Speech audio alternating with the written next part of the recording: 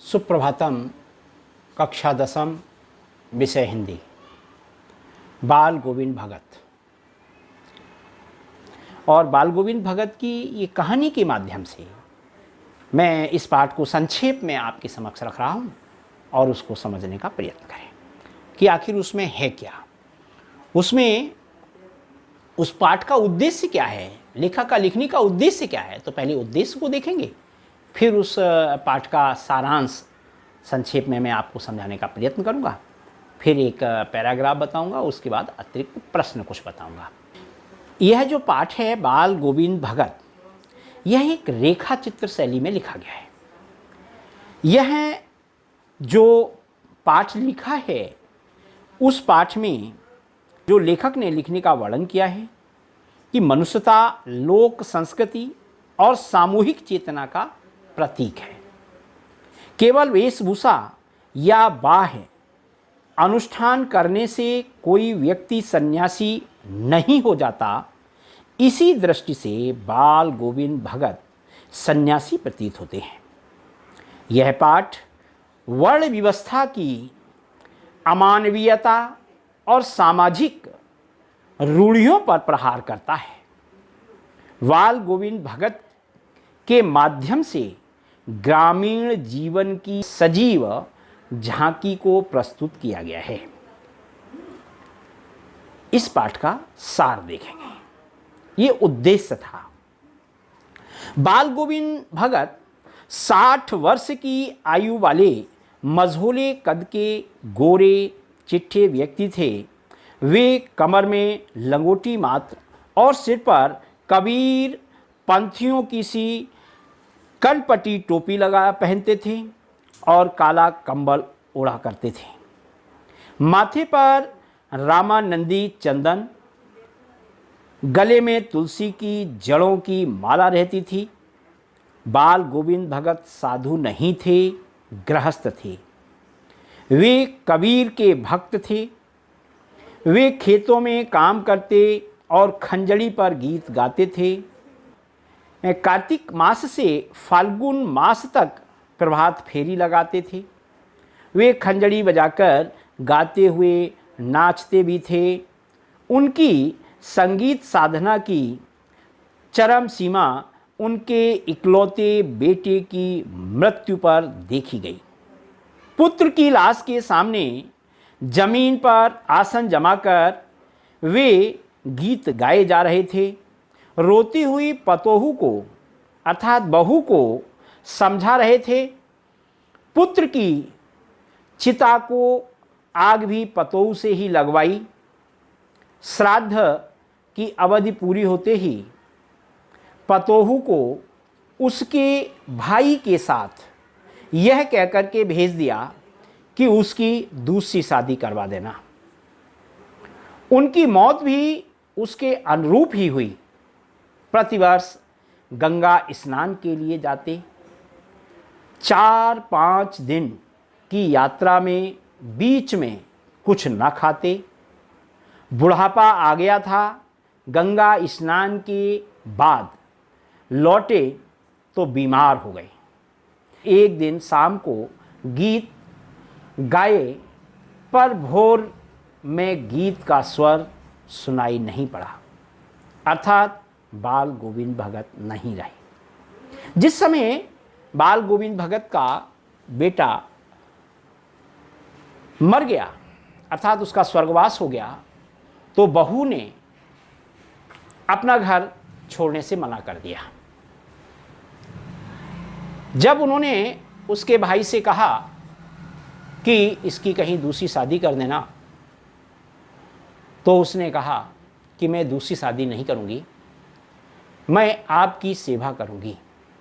क्योंकि बाल गोविंद भगत की एज बहुत हो चुकी थी। वह उनकी ही सेवा करना चाहती थी, इसलिए वह उनके साथ रहकर उनकी निरंतर सेवा करती रही। क्योंकि यदि बाल गोविंद भगत बीमार पड़ जाएंगे तो उनको दवाई कौन देगा, खाने का इंतजाम कौन करेगा, यह सब करते थे। बाल गोविंद भगत कबीर दास को बहुत अधिक मानते थे। उनके खेत में जो कुछ भी होता वो पूरा का पूरा कबीर दास के आश्रम में जाकर के अपना संपूर्ण अनाज दे आते थे और वहां से उन्हें जो प्रसाद में मिलता था उसी को लेकर के आते थे और उसी से अपने परिवार का भरण पोषण करते थे। वो बहुत प्रसन्न रहते थे। कबीर दास के भजनों में उन्हें बड़ा आनंद आता था। जिस समय गांव की महिलाएं धान की रुपाई करती थी उस समय वो वहां मेड़ पर जाकर के अपनी खंजड़ी को बजाते। जैसे ही उनकी खंजड़ी के गीतों को वो सुनते तो उनके पैर भी जल्दी जल्दी उठने लगते और पौधों की रुपाई शीघ्रता अतिशीघ्र होने लगती। उनके खंजड़ी को सुनकर के लोग उनके पास दौड़े चले आते थे और उनके भजन में आकर के मस्त हो जाते थे। उन्होंने जब उनके बालक का स्वर्गवास हुआ आंगन में ही एक सफ़ेद चादर बिछाई और उसे एक सफ़ेद चादर से रख करके उसके सिरहाने धूप बत्ती जला करके और उसी के पास बैठ गए। बहू को समझाने लगे कि ये आत्मा और परमात्मा का ये मिलन है, इसलिए इसमें रोना नहीं चाहिए बल्कि इसमें आनंदित होना चाहिए, प्रसन्न होना चाहिए। और वहीं पर बैठ करके अपने मरे हुए बेटे के सामने ही भजन गाने लगी। बहू को रोने से रोकने लगी। उन्होंने उन रीति रिवाजों का भी खंडन किया जो लोग ये सोचते थे कि अग्नि केवल पुरुष ही देंगे। तो उन्होंने ऐसा नहीं सोचा क्योंकि उस बेटे की कोई संतान नहीं थी, इसलिए अपने बेटे को मुखाग्नि अपनी पतोहू से ही दिलाई। उनका जो श्राद्ध था, उनका संपूर्ण कर्मकांड था, वो पूरा बहू से ही कराया। उस बहू ने भी पूरे जीवन भर अपने ससुर की सेवा की, प्रसन्नता के साथ रही। यही इस पाठ का सार है। अब आप इसमें जो पैराग्राफ है, जो पैराग्राफ से प्रश्न पूछे जाएंगे, वो मैं एक पैराग्राफ पढ़ रहा हूँ। अर्थ ग्रहण संबंधी प्रश्न देखेंगे। बेटे के क्रियाकर्म में तूल नहीं किया, पतोहू से ही आग दिलवाई उसकी, किंतु ज्यों ही श्राद्ध की अवधि पूरी हो गई पतोहू के भाई को बुला करके उसके साथ कर दिया, यह आदेश देते हुए कि उसकी दूसरी शादी कर देना। उनकी जाति में पुनर्विवाह कोई नई बात नहीं, किंतु पतोहू का आग्रह था कि वह यहीं रह करके भगत की सेवा बंदगी में अपने वैधव्य के दिन गुजार देगी। लेकिन भगत जी का कहना था, नहीं, यह अभी जवान है, वासनाओं पर वरवश काबू रखने की उम्र नहीं है, इसकी मन मंगत है, कहीं इसने गलती से नीच ऊंच में पैर रख दिए तो नहीं नहीं तू जा। इधर पतो रो रो कर कहती, मैं चली जाऊंगी तो बुढ़ापे में कौन आपके लिए भोजन बनाएगा, बीमार पड़े तो कौन एक चुल्लू पानी भी देगा। मैं पैर पड़ती हूँ, मुझे अपने चरणों से अलग नहीं कीजिए। लेकिन भगत का निर्णय अटल था, तू जा, नहीं तो मैं ही इस घर को छोड़ करके चल दूँगा। यह थी उनकी आखिरी दलील और इस दलील के आगे बेचारी की क्या चलती। इसमें पाठ में देखेंगे बाल गोविंद के बेटे का क्रियाकर्म किस प्रकार करवाया। बाल गोविंद ने बेटे के क्रियाकर्म में तूल नहीं दिया, बेटे की चिता को आग पतोहू से ही दिलवाई। दूसरा प्रश्न है, श्राद्ध की अवधि पूरी होने पर बाल गोविंद ने क्या किया। तो श्राद्ध की अवधि पूरी होने पर बाल गोविंद ने पतोहू को उनके भाई के साथ भिजवा दिया और आदेश दिया कि उसकी दूसरी शादी करवा दी जाए। अगला प्रश्न है, पतोहू की क्या प्रतिक्रिया थी?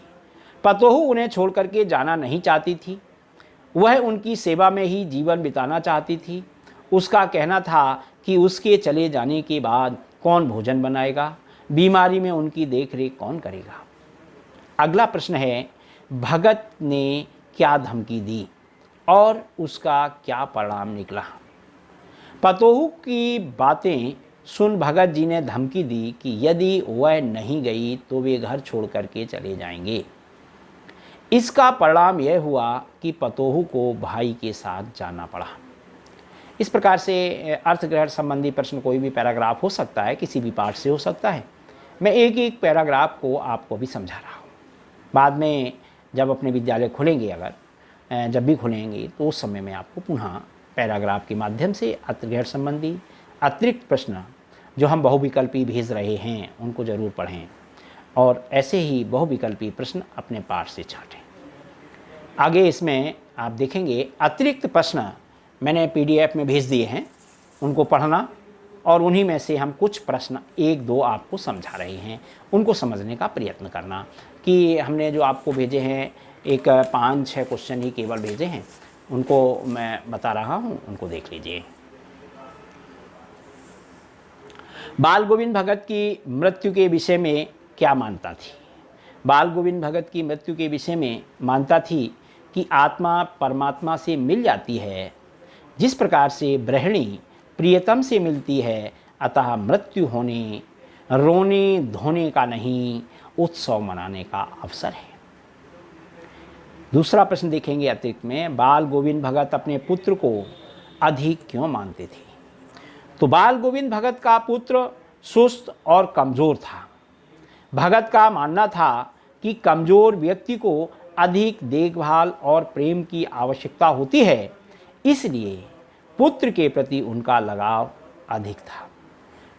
ऐसे ही बहुत से प्रश्न हैं जो अतिरिक्त प्रश्न हैं।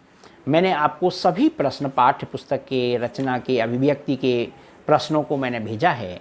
उन प्रश्नों को आप पढ़ेंगे और उन्हीं में से जो प्रश्न उत्तर होंगे अतिरिक्त प्रश्नों में से वो उसमें आएंगे। जैसे एक प्रश्न और मैं आपको बता देना चाहता हूँ। जैसे सिद्ध कीजिए कि बाल गोविंद भगत पाठ सामाजिक रूढ़ियों पर गहरा प्रहार करता है। ये अतिरिक्त प्रश्न है, आपके पाठ्य पुस्तक में नहीं है लेकिन पाठ्य पुस्तक में उत्तर हैं। तो इसका उत्तर है, पाठ में कुछ ऐसे मार्मिक प्रसंग हैं जिनके आधार पर कहा जा सकता है कि बाल गोविंद उस समय की प्रचलित मान्यताओं को नहीं मानते थे जो विवेक की कसौटी पर खरी नहीं उतरती थी। जैसे कि अपने एकमात्र पुत्र की मृत्यु पर रोने धोने के स्थान पर वे गीत गा रहे थे और अपनी पुत्रवधू को भी उत्सव मनाने को कह रहे थे।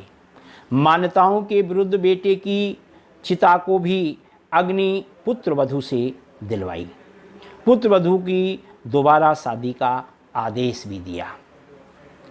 ऐसे ही एक अतिरिक्त प्रश्न और मैं आपको समझाने का प्रयत्न कर रहा हूँ। यह प्रश्न 2014 में पूछा गया था। इसमें था कि बाल गोविंद भगत का प्रभाती गायन का कार्यक्रम कहाँ और किस समय जमता था? उनके संगीत कार्यक्रम का संक्षिप्त वर्णन कीजिए।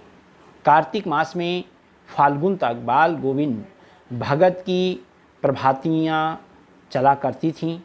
सुबह सवेरे उठकर वे नदी स्नान को जाते और लौटकर गांव के बाहर ही पोखरे के नीचे भिंडे पर अपनी खंजड़ी लेकर के बैठते और गाने लगते।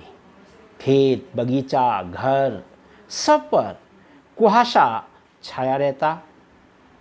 उस रहस्यमय वातावरण में कुश की चटाई पर पूरब की ओर मुँह कर काली कमली ओढ़े अर्थात काला कंबल ओढ़ करके खंजड़ी पर उंगलियां चलाते हुए गीत गाते रहते।